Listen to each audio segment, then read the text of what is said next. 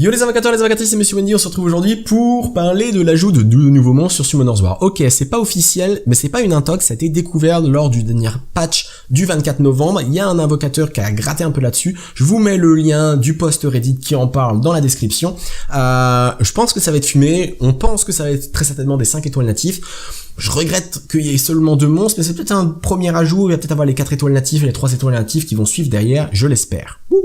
Ok, donc ça fait plaisir. Le premier monstre, ça va être le Dice Magician, donc le magicien au dé.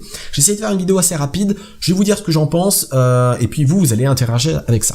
Le skill 1, roll dice, ok, pas de problème. Le skill 1, c'est quoi? Il jette les dés 2 fois, et l'ennemi va avoir un debuff sur la gueule. Si on fait un chiffre 4 avec un DD, on lui met un anti-heal. Si on met un chiffre 5, on lui met un break death. Si on met un chiffre 6 avec un DD, on lui met un glancing hit. Faut savoir que ces debuffs durent pendant 2 tours. Alors, côté totalement aléatoire du sort. Si vous faites 1, 2, 3, pas de debuff. Mais par contre, si vous faites un 4, un 5 ou un 6 sur les 2 dés, vous mettez 2 debuffs pendant 2 tours. Et ça, c'est très très fort. Côté aléatoire, j'aime bien, je trouve ça intéressant. On aime ou on n'aime pas, mais c'est-à-dire que où on joue avec sa vie, on joue un peu pour le fun. Ça, je trouve ça intéressant. En jeu, entre autres, aujourd'hui en RTA, donc les Real Time Arena, je trouve ça assez intéressant ce genre de monstre. Parce qu'on se dit, ok, je le banne pas parce que finalement, il y a un côté aléatoire, mais il peut nous mettre vraiment dans le mal. Et ça, il y a un côté fun, je trouve. Si on fait 2 fois le même nombre, enfin 2 fois le même chiffre, double 4, double 5, double 1, double 2, on gagne un tour supplémentaire. Tout de suite. Ça, c'est très fort, j'en ai déjà parlé la dernière fois. Si vous mettez ce monstre en violent, ça va reset le proc du violent. Je m'explique. Imaginez, il vient de faire le skill 3, il fait son skill 3, il a un proc violent. Super. Là, on se dit, yes, la RNG avec moi, RNG Jésus et tout, je suis béni des dieux, je rejoue. Je fais mon skill 1. Si je fais un double D, je reset le proc du passif du violent. Un violent, faut savoir, bon là on a une vingtaine, je sais plus, je crois que c'est 24 à chaque fois, il faudrait que je regarde réellement. On a 24% de chance de rejouer derrière. Ok, pas de problème. Mais si, pour que avoir un deuxième proc violent, à la suite du premier réellement, on a 24% de chance de 24%. Donc un quart de 24%, si c'est 6, 12, on est à 6%. Donc c'est plutôt faible. Mais par contre, si on a un sort qui nous permet de gagner un tour, bah finalement c'est pas 2 proc violent qui se suivent, c'est un proc violent, un nouveau tour, donc là on repart sur 24%. Donc ça, je trouve ça très fort toujours. Le skill 2, pour le feu et pour le dark, parce que vous le voyez, hein, S2 Fire and Dark, c'est Dice Trick. Dice Trick, c'est quoi? On jette 2 dés, ok, sur tout le monde, et il y a un côté aléatoire encore. Break Death et Glancing Hit. Apparemment, plus on fait un nombre élevé, plus on a chance de poser ses debuffs. Donc précision, notre précision, ok, ça, finalement on se demande s'il y a vraiment besoin d'avoir de la précision sur ce personnage. Je pense quand même, parce que normalement la précision c'est entre la résistance et la précision, une fois qu'on a fait le premier jet de dés. Je trouve ça intéressant, mais un peu moins, parce qu'on est quand même sur un skill 2. C'est encore un Break Death, c'est encore un Glancing Hit, alors que sur le skill 1 on pouvait les poser aussi. Sur le skill 1, dans tous les cas, on a, on va dire, une chance sur 2 de poser un break death, enfin un debuff. Parce que si on fait 1, 2, 3, il n'y a rien du tout. Là, on est obligé d'en poser le break death ou le glancing hit, mais avec plus ou moins de chance. Après, on pouvait déjà mettre le break death, on pouvait déjà mettre le glancing hit sur le skill 1, donc ouais, c'est pas mal, sans plus. Et puis si on fait un double encore, et ben on gagne un nouveau tour. Unlucky 7, ok, on jette 2 dés sur tout le monde. On stun l'ennemi pendant un tour. Si on fait plus que 7, si on fait moins que 7, on met enfin on baisse la vitesse de l'ennemi pendant 2 tours. Si on fait 7, rien du tout. Donc côté très aléatoire, je trouve ça un peu plus intéressant comme skill. La chose que je me pose un petit peu comme question sur ces sorts-là, c'est est-ce qu'on s'achète 2 dés par ennemi ou c'est 2 dés pour tout le monde? Est-ce que si on stun, on stun? Enfin, est-ce que l'effet s'applique sur tout le monde, ou est-ce qu'on peut en stun certains et d'autres leur réduire leur vitesse? Ou même si on fait un 7, rien du tout. Je préférerais ça. Je préférerais que ce soit 2 dés par ennemi sur tout le monde. Mais voilà, ça c'est mon point de vue. Le skill 3, Dice Madness. Ok, Dice Madness, c'est pour le feu. Ok, hop, voilà, on va mieux voir là. On jette les dés 4 fois sur tous les ennemis. 4 fois, c'est très fort. Plus le nombre est fort, plus les damages seront forts. Ok, ça c'est pas mal. Si les nombres qui se suivent sont identiques, on ignore la def. Donc imaginez, on fait un quadruple 6. Ok, tu fais un quadruple 6, tu vas jouer tout de suite au loto, ça c'est clair. Mais tu fais quadruple 6, tu fais énormément de dégâts et tes 3 dernières attaques ignorent la défense de l'ennemi. Je trouve ça super drôle à jouer comme skill. Il y a un côté très aléatoire et j'aimerais bien qu'ils aillent vraiment dans les extrêmes. Par exemple, si on fait 1, on a 100% du ratio, voire peut-être même encore moins. Ça ce serait très très intéressant. C'est-à-dire qu'on est en AOE, 400% de damage sur un skill 3, ça se trouve il y a un CD qui est assez gros, on est un peu dans le mal. Mais par contre imaginez vous faites quadruple 6, 600% pour chaque skill, ce serait top, ça serait 2400% de dégâts en AOE, on ignore la def, boum. Alors j'aimerais aussi pareil que ce soit 4D par ennemi. Pas pour tout le monde. Je trouve ça un peu plus aléatoire, ça permet... Ouais, je trouve ça plus fun. Il y a un côté fun, je trouve, à jouer. Bien sûr, si on fait un quadruple 6, on aimerait bien que ce soit sur tout le monde. Mais tu vas pas faire le quadruple 6 tout le temps, donc moi j'aimerais bien. J'aimerais bien que ce soit 4D pour chaque ennemi, et du coup, la possibilité de faire plus ou moins des damages en fonction du lancer de dés. Roll again, donc là on est face à un passif pour le haut, on jette les dés 2 fois, et si... C'est un passif, donc on jette les dés 2 fois. Au début de chaque tour, si un de tes alliés doit revivre, apparemment, plus le nombre va être élevé, plus ça va permettre à l'allié qui revient à la vie de gagner de HP. Alors je pense que c'est si il y a un allié qui vient de revivre dans le tour. Donc ça, je trouve ça très intéressant. C'est vrai que je trouve que les revives, en général, ont pas beaucoup d'intérêt dans le sens où le heal est faible. Je pense entre autres à Vanessa. Vanessa, elle met un hot pendant 2 tours mais qui est useless. Je la vois très souvent en Conquérant 1, Conquérant 2 qui met ça sur un Théomars que je viens de one shot, que je viens de tuer. Le peu de HP qu'elle redonne à Théomars plus le hot, il repart directement en prison quoi, donc bof. Donc là ça peut être intéressant, faudrait voir dans quelle composition, peut-être dans une stall death avec du revive, ouais pourquoi pas. To live or to die. Alors là, j'ai un petit peu de mal à comprendre le truc. Apparemment, au début de chaque tour, on jette un dé. Si on fait un grand jet de dés, les dégâts infligés à l'ennemi... Oh. Faut que je regarde. Tout doudou. Parce que là, il y a une question que je me pose. Réellement, c'est vraiment là sur mon anglais que ça merde. On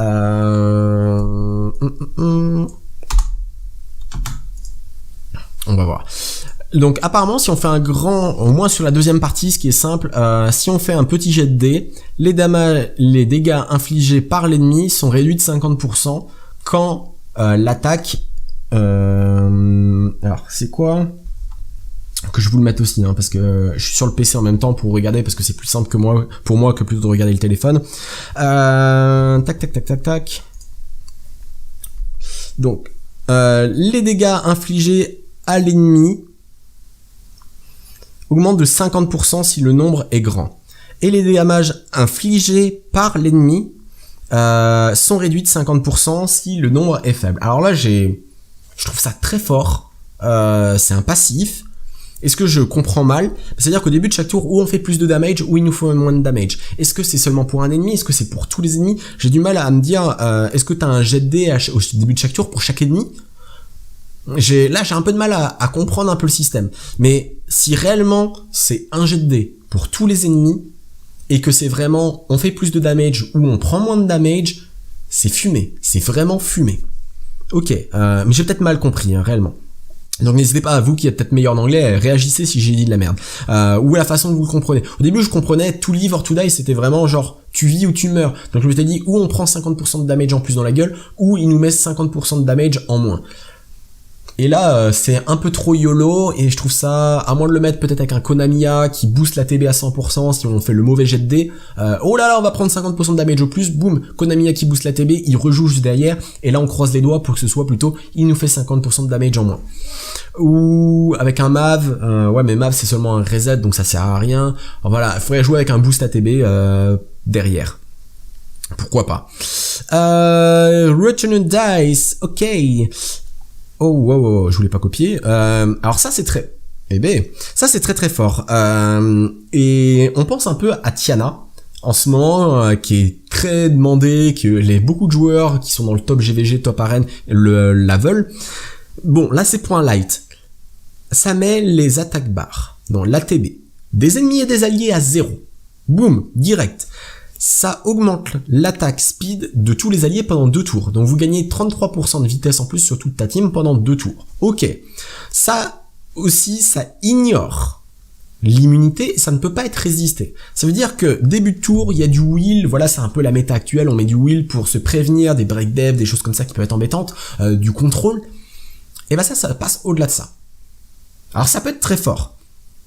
Après on l'imagine peut-être jouer avec un booster ATB derrière, pourquoi pas un Bernard, pourquoi pas une Megan qui va booster l'ATB plus le speed qui est derrière. Ça permet de vraiment jouer avant l'ennemi, réellement avant l'ennemi, déjà avec un boost de 33% de speed. En général on va jouer au-delà de ça.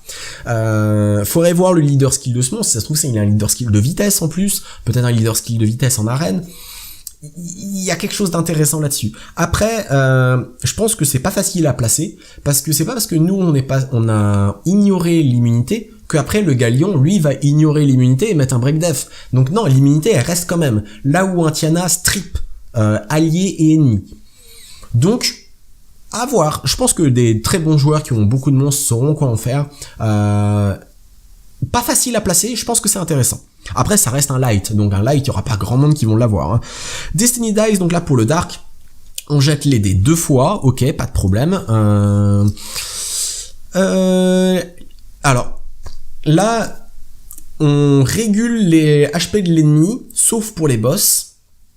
Other ally target according to the number of dice, ok, en fonction du jet de dés. Donc apparemment, plus on va faire un grand jet de dés, plus les PV de l'ennemi vont descendre. Plus on fait un petit jet de dés, moins les PV de l'ennemi vont descendre. Ça peut être assez intéressant, il y a un côté très aléatoire, faudrait voir ce que c'est exactement. Et en plus cet effet peut pas être ignoré et passe au-delà de l'immunité. Donc ça peut être très fort. Ça peut être très fort, il y a un côté aléatoire, mais ça peut être très très fort quand même. Très bien. On va parler du Harp Magician. Donc Harp, c'est le gars qui rabâche, c'est le gars qui chante toujours la même musique. Vous allez voir en plus les skills par un peu de musique. Donc c'est le gars voilà qui a toujours la même chanson dans la gueule. Le skill 1, Tempting Dreams. C'est quoi Tempting Dreams? Attaque l'ennemi. Ça absorbe 15% de l'attaque barre, donc ça c'est pas mal. 30% de chance seulement. Je trouve ça un peu faible. J'espère qu'avec un skill up c'est minimum 50%. Et puis après, on a 10% de chance de mettre l'ennemi en état de sommeil pendant un tour. Les dégâts augmentent en fonction de la vitesse. C'est pareil, 10% pour un sleep pendant un tour, je trouve ça faible. On pense à Wusa, aux pionniers tout court qui ont eu un buff dernièrement. Sur leur skill 1, 2 tours le sleep, 20% de chance. Là, un tour, 10% de chance. Je trouve ça faible, je trouve ça vraiment très faible. Ok, il y a un double effet qui se coule parce que aussi avant, on pouvait booster son ATB de 15% avec 30% de chance et on fait des damages en fonction de sa speed, sachant que ça va peut-être être un monstre support, donc on va vouloir de la speed, des HP, des choses comme ça, pourquoi pas. Mais je trouve ça quand même très moyen. Alors le skill 2, ça va être pour le feu et le light cette fois-ci. Donc Nightmare Melody. Ok, pas de problème. Alors Nightmare, je trouve ça un peu bizarre pour un monstre light. Ça sera peut-être pour le Dark, il y a peut-être eu un problème dans le plaçage des personnages. Nightmare Melody, ok, ça met tous les ennemis en état de sommeil pendant un tour et ça met des dégâts continus pendant 2 tours avec 50% de chance pour chaque effet. Ça, je trouve ça fort. Je trouve ça fort, que ce soit en PVP, en GVG ou en TOA. Je trouve que ça a totalement sa place. Des dégâts continus sur un monstre support qui aura besoin de speed sur son skill 1, qui peut rebooster son ATB, qui peut mettre du sleep aussi sur son skill 1. Elle peut mettre du sleep sur son skill 2. Des dégâts continus, on aime bien ça. Après, en TOA, ok, on va pas passer sur une team, je pense, AOE. On va plutôt passer sur des teams mono-cibles, tout en gardant quand même Barretta. Mais voilà, Barretta joue. Hop, là, on met le Harp Magicien en deuxième skill. Clouc. On met tout le monde en slip, on met encore des dégâts continus, on pense, pas forcément besoin d'avoir un Véromos, parce que le stun on en a rien à foutre, parce qu'on a réussi à slip tout le monde, ou on fait un Barretta, Emos, donc Emos qui est la faucheuse haut, qui va mettre des dégâts continus, ou un Mantura, ou je sais pas trop quoi, le Harp Magicien, et peut-être même avant on aurait eu Spectra, genre Spectra, alors ça fait quoi, Spectra, Barretta, Emos, ou Mantura, le Harp Magicien, et après on finirait par exemple par Mav pour réduire le CD et donner le boost de vitesse. On met beaucoup de dégâts continus, personne ne bouge, tout le monde est en train de dormir pendant un tour. On est bien. Après, c'est un sleep pendant un tour. Donc c'est pas énorme non plus. Ça aurait été un sleep pendant 2 tours, le contrôle aurait été parfait. Healing music, ok, ça heal tous les alliés de 20% chacun. Donc ça c'est très bien, ça j'aime beaucoup. Et ça met une immunité pendant un tour. Donc après il faut avoir le skill up. En général les skill up on va avoir 3 fois 10%. On va être sur un heal autour de 26% en AOE plus une immunité pendant un tour. En toi c'est très très fort aussi, combiné par exemple à un MAV qui va réduire le CD de son skill. Moi j'aime bien, je trouve que c'est intéressant d'avoir un peu plus qu'un heal. Même si le heal est un peu moins fort, je trouve ça intéressant. Sur le skill 1, on peut booster son ATB. Donc ça c'est pas mal. Le sleep, ça va pas être intéressant. J'étais en train de me dire, ouais, est-ce que ça peut être intéressant de le mettre en raid? Raid, un heal en AOE, c'est toujours intéressant. Une immunité pendant un tour, pourquoi pas. Faudra voir le skill 3, pourquoi pas. Le premier skill 3, donc pour le monstre feu, ça attaque tous les ennemis, ça les met dans le sommeil encore. Ça crée un bouclier équivalent à 30% des damages sur tous les alliés pendant 3 tours. 3 tours, alors faut que ça tienne 3 tours, hein. Faut vraiment faire beaucoup de damage, et les dégâts sont en fonction des HP, sachant que son skill 1 scale sur la vitesse, le skill 3 scale sur les HP, sachant que ça va être très certainement un monstre support, qu'on peut mettre sleep skill 1, sleep skill 2, sleep skill 3 pendant un tour. Ouais, ça j'aime bien, ça j'aime beaucoup, j'aime vraiment beaucoup ce monstre. Unwanted Harmony, donc ok, équilibre les HP de l'ennemi, pas le boss, avec celui-là, avec l'allié qui a le moins de HP. Wow. Alors ça peut être très bien. Ça peut être très bien. Je pense entre autres avec un Théomars. Théomars, vous savez, il a son passif, il lui reste 1 HP. Hop, ça équilibre les HP entre tout le monde. Du coup, ton Théomars, il récupère 50% de ses HP, l'autre il baisse de 50% de ses HP. C'est vraiment un équilibrage.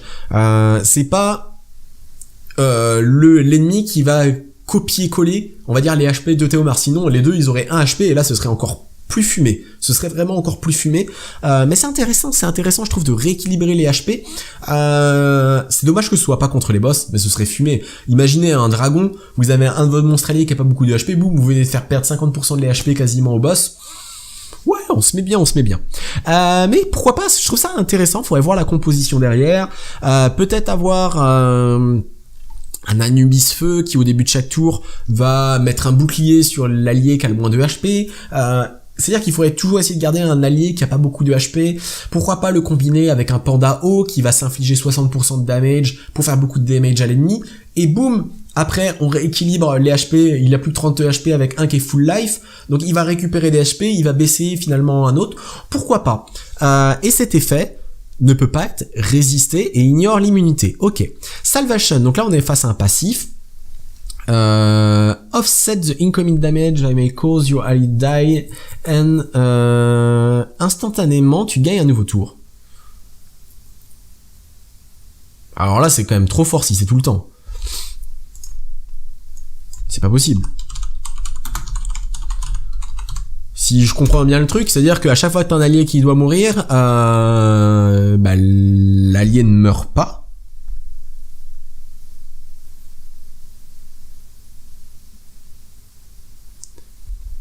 Bah si, ça a l'air d'être ça, hein.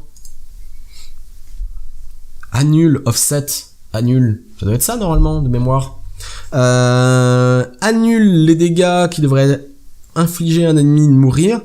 Et tu gagnes instantanément un nouveau tour. Non, c'est pas possible. Ça serait trop fort. Après, on est face au... Bah non, on est sur l'élément vent. Ok. Ok. Je trouve ça très fort. Est-ce que je me gourre? Je vais y revenir après, peut-être. Why not? En plus, c'est un passif, c'est-à-dire que c'est pas un passif avec un temps de CD. Ok, il y aurait un CD dessus. Bah après, il y aura peut-être un CD. Ça peut être un passif, mais avec un CD. C'est-à-dire que ça peut le faire une fois tous les 6 tours, peut-être. Mais cumulé, par exemple, avec un Jamir qui reset tous les CD, ça peut être très très fort. Offset, ça compense. Compense les damages. Ok, donc ça permet de contrebalancer, ça permet de compenser. Du coup, bah ça fait qu'il va pas mourir. Peut-être que ça va garder 1 HP, je sais pas. Faudrait voir. C'est quand même assez fort, je trouve. Ça veut pas dire, mais ouais, mais c'est dire que en gros on est intuable. Non, il y a, à mon avis, il doit avoir un CD quand même sur ce passif. Un peu comme un passif de Perna, un peu comme un passif de Théomar, je pense qu'il y a un truc comme ça. Dreamy Leaders, ok, no problème. Donc là, on est sur l'élément light, normalement.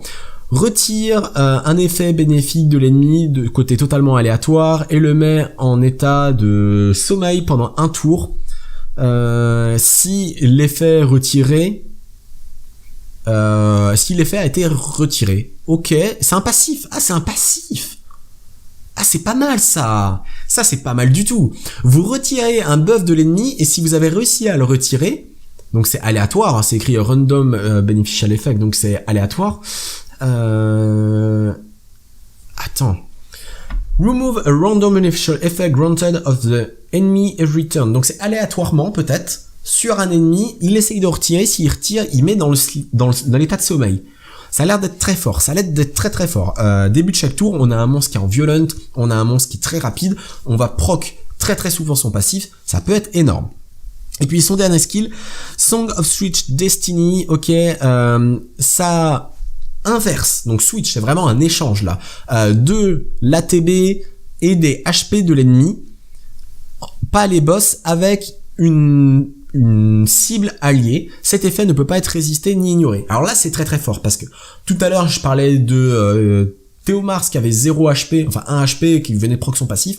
Là on échange les HP, il y a vraiment un échange et d'attaque barre. Donc ça peut être très très fort, ça peut être super fort. Ça c'est un très bon skill. Bon après c'est sur le Dark, hein. Faut l'avoir, le Harpe Magicien Dark.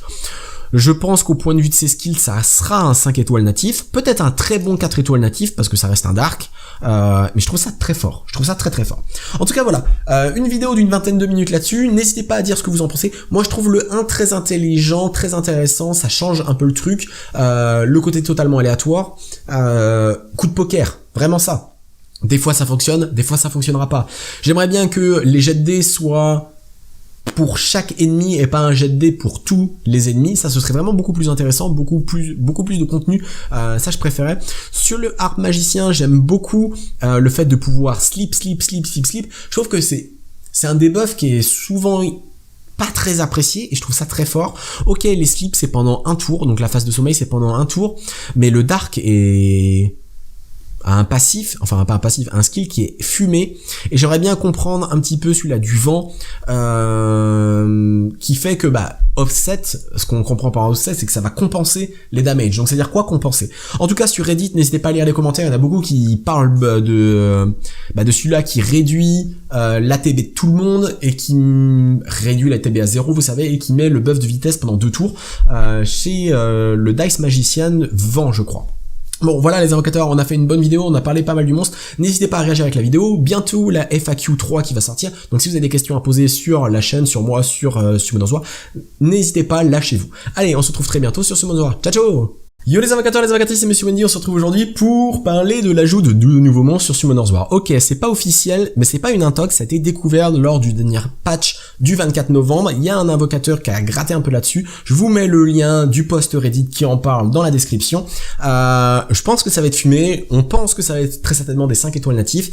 Je regrette qu'il y ait seulement 2 monstres, mais c'est peut-être un premier ajout, il va peut-être avoir les 4 étoiles natives et les 3 étoiles natives qui vont suivre derrière, je l'espère. Ok, donc ça fait plaisir. Le premier monstre, ça va être le Dice Magician, donc le magicien au dé. J'ai essayé de faire une vidéo assez rapide, je vais vous dire ce que j'en pense, et puis vous allez interagir avec ça. Le skill 1, roll dice, ok, pas de problème. Le skill 1, c'est quoi?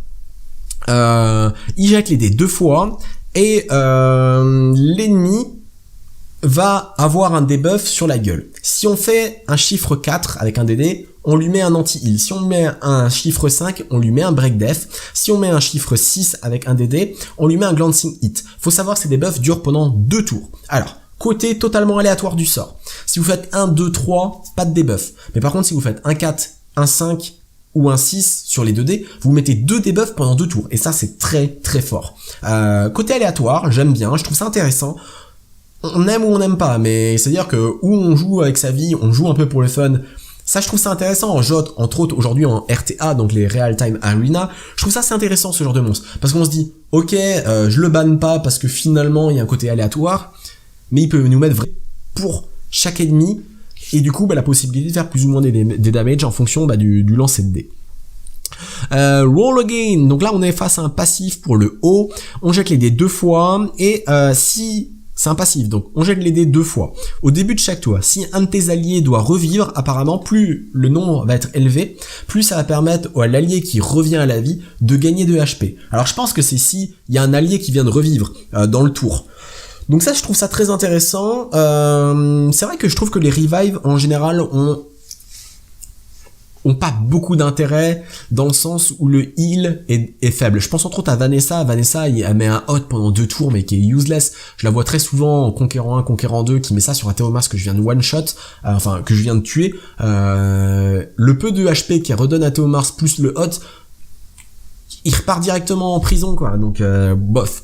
Donc là ça peut être intéressant, faudrait voir dans quelle composition, peut-être dans une stall death avec du revive, ouais pourquoi pas. To live or to die. Alors là j'ai un petit peu de mal à comprendre le truc. Apparemment au début de chaque tour on jette un dé. Si on fait un grand jet de dés, les dégâts infligés à l'ennemi. Alors, faut que je regarde.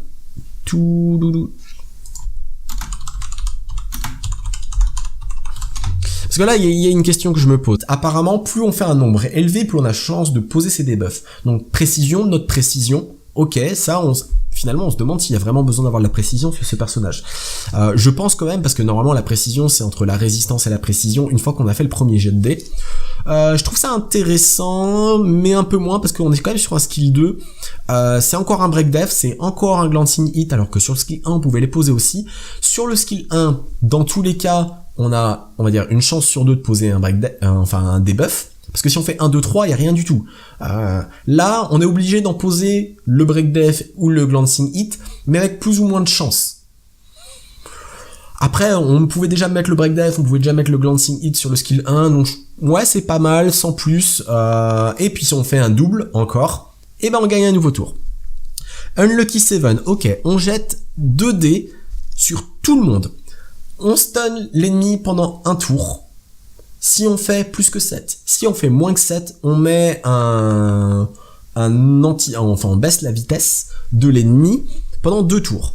Si on fait 7, rien du tout. Donc côté très aléatoire, je trouve ça un peu plus intéressant comme skill.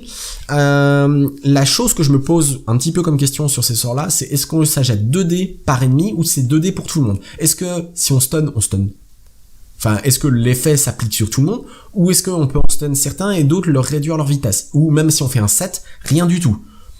Je préférerais ça, je préférerais que ce soit vraiment dans le mal. Et ça, il y a un côté fun, je trouve.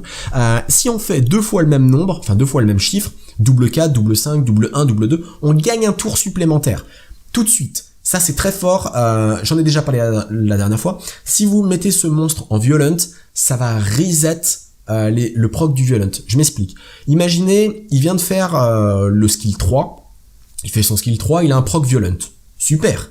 Là, on se dit, yes! Là, RNG avec moi, RNG Jésus et tout, je suis béni des dieux, je rejoue. Je fais mon skill 1. Si je fais un double D, je reset le proc du passif du violent. Un violent, faut savoir, bon là, on a une vingtaine... je sais plus, je crois que c'est 24 à chaque fois, il faudrait que je regarde réellement. On a 24% de chance de rejouer derrière. Ok, pas de problème. Mais si, pour avoir un deuxième proc violent, à la suite du premier, réellement, on a 24% de chance de 24%. Donc, un quart de 24%, si c'est 6-12, on est à 6%. Donc, c'est plutôt faible.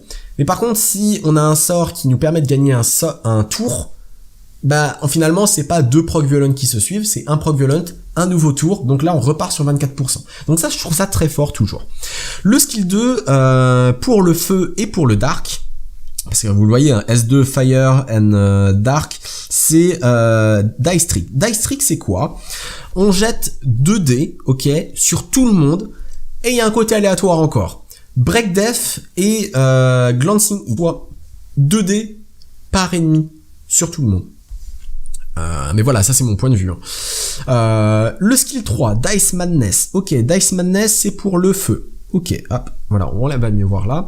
On jette les dés 4 fois sur tous les ennemis. 4 fois, c'est très fort. Hein. Plus le nombre est fort, plus les damages seront forts.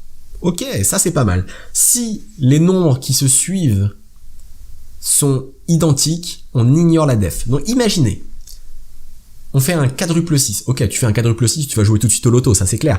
Mais tu fais quadruple 6, tu fais énormément de dégâts et tes 3 dernières attaques ignorent la défense de l'ennemi. Je trouve ça super drôle à jouer comme skill. Il y a un côté très aléatoire et j'aimerais bien qu'ils aillent vraiment dans les extrêmes. Par exemple, si on fait 1, on a 100% du ratio, voire peut-être même encore moins. Ça ce serait très très intéressant. C'est-à-dire qu'on est en AOE, 400% de damage sur un skill 3, ça se trouve il y a un CD qui est assez gros, on est un peu dans le mal. Mais par contre imaginez vous faites quadruple 6, 600% pour chaque skill, ce serait top, ça serait 2400% de dégâts en AOE, on ignore la def, boum. Alors j'aimerais aussi pareil que ce soit 4D par ennemi. Pas pour tout le monde. Je trouve ça un peu plus aléatoire, ça permet... Ouais, je trouve ça plus fun. Il y a un côté fun, je trouve, à jouer. Bien sûr, si on fait un quadruple 6, on aimerait bien que ce soit sur tout le monde. Mais tu vas pas faire le quadruple 6 tout le temps, donc moi j'aimerais bien. J'aimerais bien que ce soit 4D